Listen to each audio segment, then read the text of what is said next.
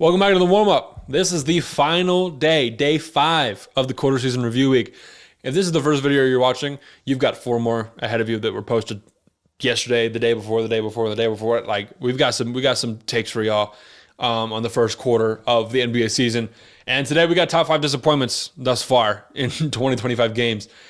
And I use the word disappointment lightly. Honestly, I couldn't think of another word. I mean, I guess like letdown, maybe like things to be scared of. And just no disappointments. I'm gonna go with disappointments. So number 1, Jeremy Sohan at point guard. It was cute, but they ran into the ground and it's affecting Wembanyama. Like I don't know what's going on in San Antonio. Not winning. That's what's going on for sure. It's not winning. A whole lot of losing over there. But since they beat the Suns back-to-back games in like the 3rd game of the season, like nothing has been working. I'm a little sad that this is how like Wemby's rookie year is going. But he's been playing well. He's averaging like 20, 12, and like 3 blocks. Kind of crazy. Hopefully they make a trade. I don't know who for. Just a point guard, I think. Just anybody else. Literally anybody else to play point guard for Wemby. And they'll maybe, I don't know if they'll be a contender. I think they need to get some experience and have losing kind of piss them off a little bit, honestly. But I think just start Trey Jones either. I mean, I don't know why Trey Jones is starting. I've got a couple Spurs buddies who were like, why is Trey Jones on the bench still? Like, why are we not starting this guy? And it doesn't make sense. So we're just going to leave it at that. I don't know what's going on in San Antonio, but Sohan at point guard has been kind of disappointing. And I get that this is like a bad year for them and they want to, I don't know if they want to tank, and that's why they did it. If you're a Spurs fan and you know more than I do, let me know what you think. But yeah, I thought it was going to work. It worked for a little bit, but Sohan at point guard has been pretty disappointing. And all of these takes are actually out west, so that's kind of fun. So next one, Jamal Murray's health. He was only out for a couple games. I don't even know. It wasn't like a stretch. It was kind of just here and there. But it wasn't for a long time. But the Nuggets really need everything that they can get this season. Like their bench is gone, pretty much like evaporated. And if they want a shot at repeating, they've got to have all hands on deck. And I mean, when they're fully healthy, they're still really freaking good. Like really good. Like best team in the West type good, right? As we've seen. I mean, they won the championship last year. But standings don't really matter as much right now. So, I mean, they're the 3rd seed currently. Well above 500. Playing well. Jokic is doing good. So, standings don't matter as of right now. But there are just other teams who are gunning for top spots.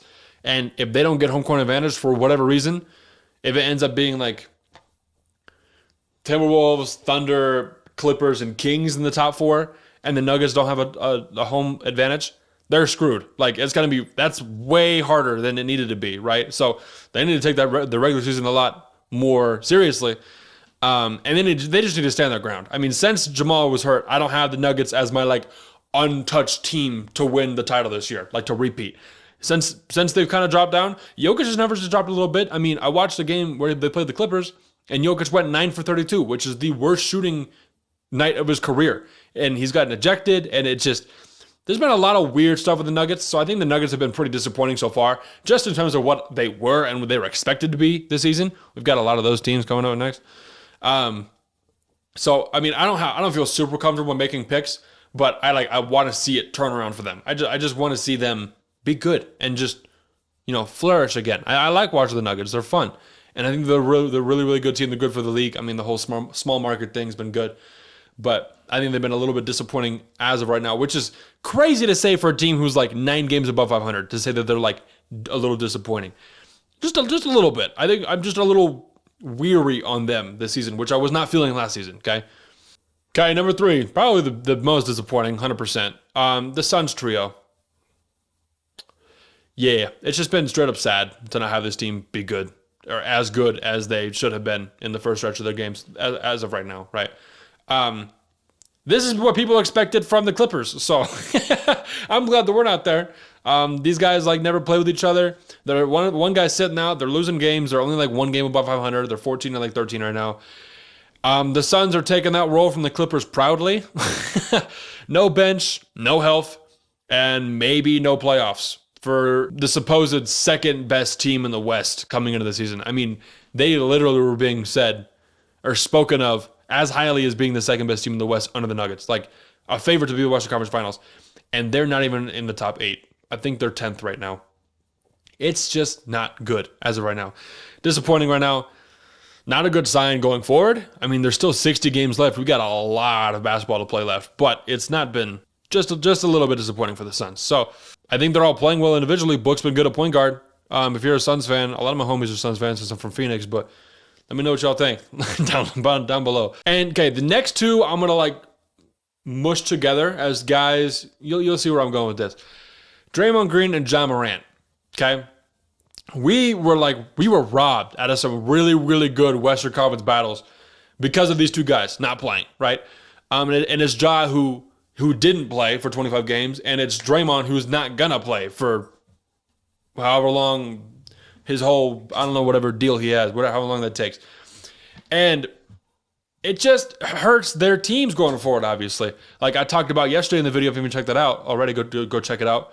About Ja Morant, like he can't save the Grizzlies. Like there's nothing he can do to win game. He can't win enough games to get back into contention. I really don't think so, because they have injuries and stuff. And so just for being predominant players and then doing what they did off the court, and I mean Draymond on the court repeatedly, like just kind of screwed their teams over. And both of their teams probably, I guarantee, are going to miss the playoffs this year. It just looks rough. And like they just left the teams to fend for themselves.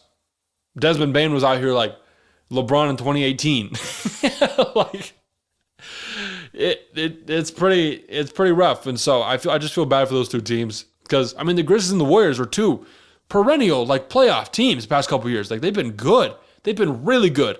And because of those two players, we're not going to be able to see good Western Conference battles like that. It could have been even deeper, like way deeper. The Grizzlies with Ja are good, and the Warriors were a little bit worse this season after they lost some guys. But, whew, like kind of missed Ja and the Grizzlies. Hopefully they can make it back, but I don't think that because of what Ja did in his 25 game suspension, that's going to affect them for the rest of the season, right? So that's pretty much it so far. Not super high disappointments, just a little sad. Like, okay, I'm disappointed about the Spurs and the Suns, and I'm just more sad about the other two. Like, oh, the Nuggets aren't as good. That's scary. Like, scary for them, and then scary for the other teams that just not making the playoffs. So, a little bit rough. Let me know what y'all thoughts are, y'all comments. Yeah, that's it, baby. We racked up the first quarter season review week. We're gonna try to do it every quarter. So, let me know how you guys like this. If you like the whole week, comment, let me know. Because if I literally get one comment being like, oh, yo, I liked it, I'll do it again. Like, that's all that I need. So go ahead and do that. Yeah, bro, this is fun. NBA has been good this season. We got a lot of good games, a lot of good teams, a lot of good storylines. My Clippers beat the Mavs last night. 9-game winning streak. If we could go 3-0, I saw this tweet today. He was like, if we go 3-0 against the Mavs, the Thunder, and the Celtics, this dude was like, I'm going to be the most insufferable Clippers fan in the world. And I was like, hey, same. If we beat the Thunder and the Celtics, that's going to be insane. So that's pretty much it for what I got this week. I'm done. Yeah. So you little bun. Oh, that's funny. Well, if you watched the end of the video, you got to see that little gem. So heck yeah. But that's pretty much all I got, y'all. Let me know y'all comments. And we out.